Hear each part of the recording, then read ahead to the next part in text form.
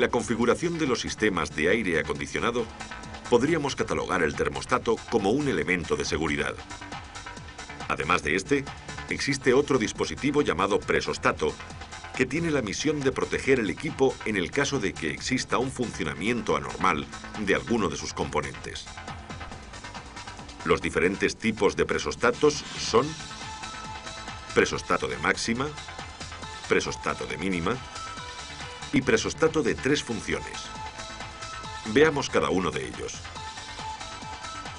El presostato de máxima se encuentra normalmente montado en la botella deshidratadora y su función es la de cortar el funcionamiento del compresor cuando la presión de alta alcanzada en el sistema es de unos 25 kilos por centímetro cuadrado,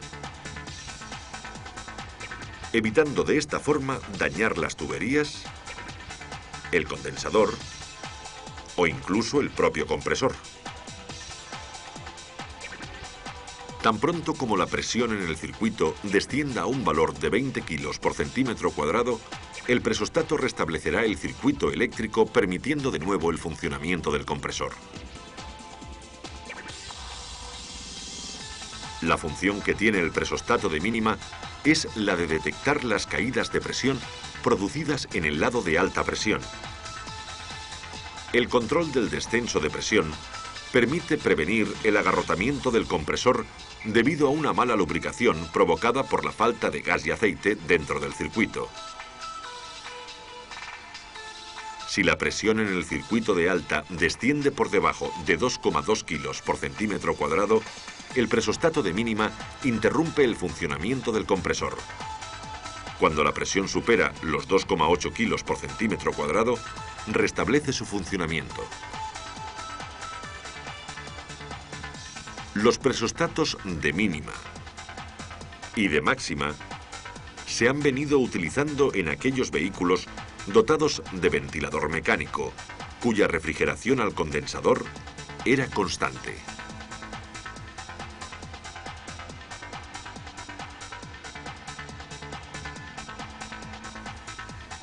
La incorporación de los electroventiladores de accionamiento automático ha llevado a la utilización de un nuevo presostato. Es el presostato de media o de ventilador.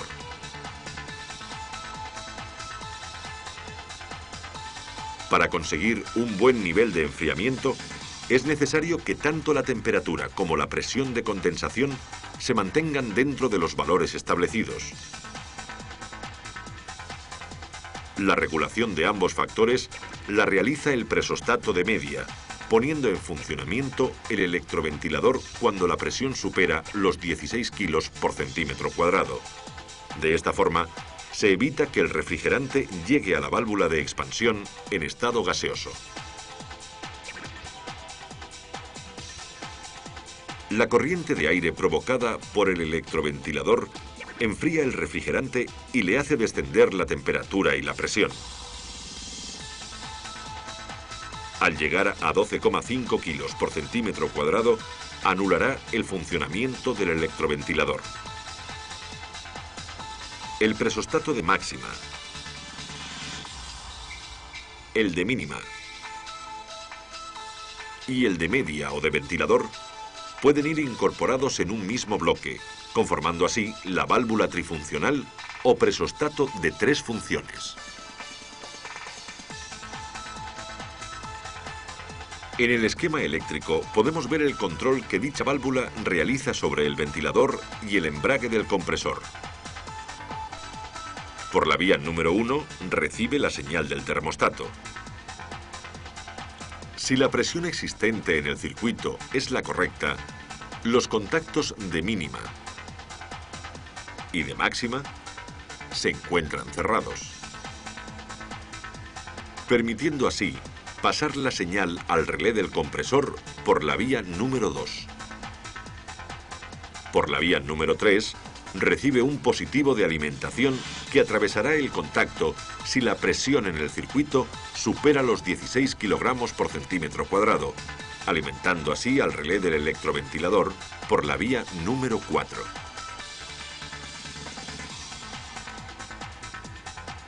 Cuando el interruptor del aire acondicionado se encuentra pulsado, la alimentación eléctrica llega al termostato.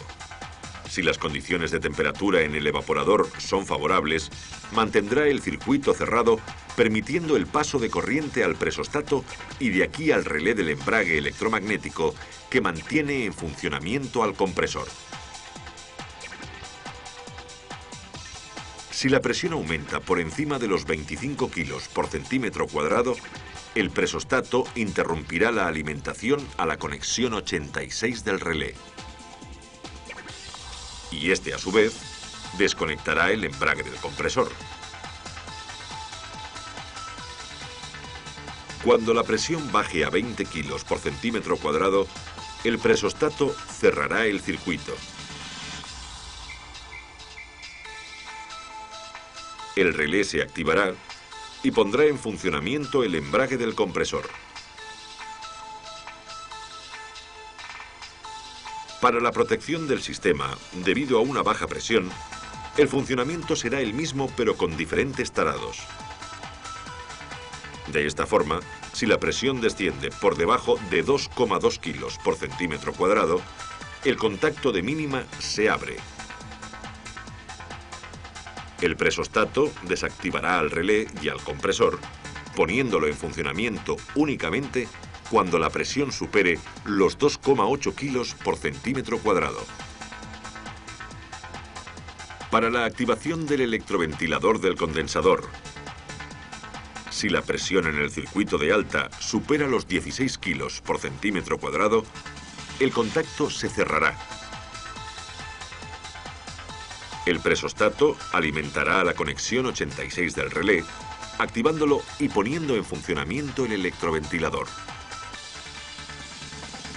Cuando la presión baje a 12 kilos por centímetro cuadrado, el presostato desconectará nuevamente el relé y el electroventilador. Los elementos del sistema de aire acondicionado están unidos entre sí a través de tuberías elásticas por donde pasa el refrigerante tanto en estado líquido como gaseoso.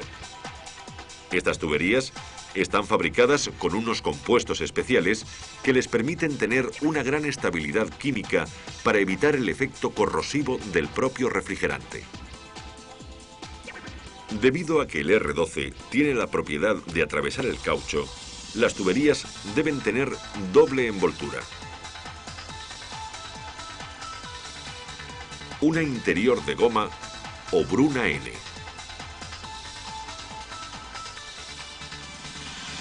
Recubierta por una trenza de algodón.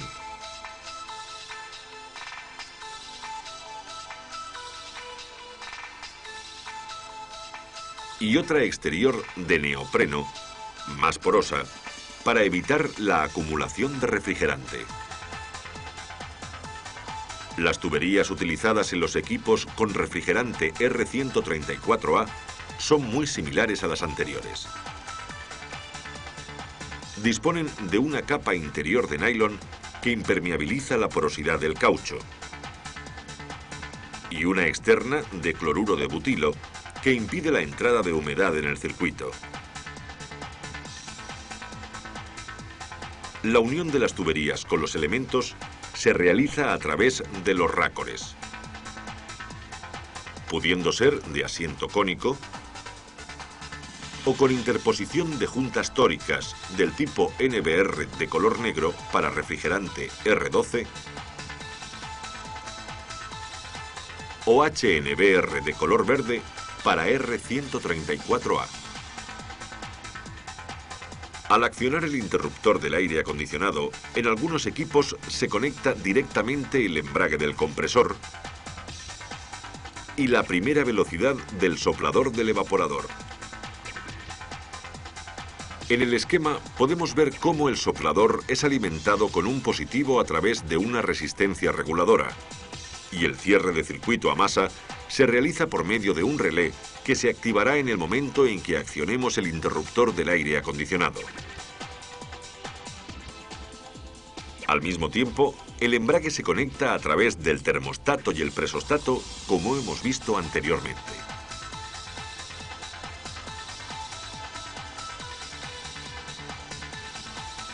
Sin embargo, en otros equipos, Además de accionar el interruptor, es necesario actuar manualmente sobre el propio selector de velocidades para que puedan ponerse en funcionamiento tanto el embrague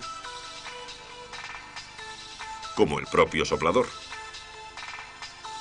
Como podemos observar en el esquema, al accionar el interruptor se activa el relé cerrando el circuito de masa del soplador. Para que le pueda llegar el positivo, será necesario actuar sobre el selector de velocidades que lo alimentará a través de la resistencia reguladora. Dependiendo del vehículo, la entrada de aire al interior del habitáculo se puede realizar bien admitiéndolo del exterior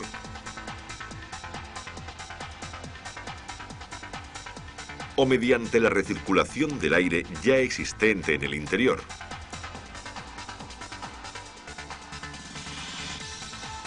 Para lo cual, los equipos disponen de un mando que actúa sobre las trampillas de aireación, canalizando el aire por los conductos hasta el evaporador. La recirculación del aire se utiliza generalmente cuando el vehículo ha estado expuesto al sol y la temperatura interior es elevada, o para impedir la entrada de polvo y malos olores procedentes del exterior. Cuando tenemos seleccionada la posición de aire del exterior, existe la posibilidad de entrada de partículas suspendidas en el aire que pueden ser molestas para los pasajeros. Para evitarlo, los equipos incorporan un elemento filtrante situado en el conducto de entrada principal y es el encargado de retener dichas partículas. Para que el rendimiento del equipo sea óptimo, es necesario que el filtro sea sustituido periódicamente. En muchos de los vehículos actuales, dotados de sistema de inyección electrónica, la unidad de control está relacionada directamente con el sistema de aire acondicionado, ya que es la encargada de gestionar su activación o desactivación, dependiendo de las necesidades del motor.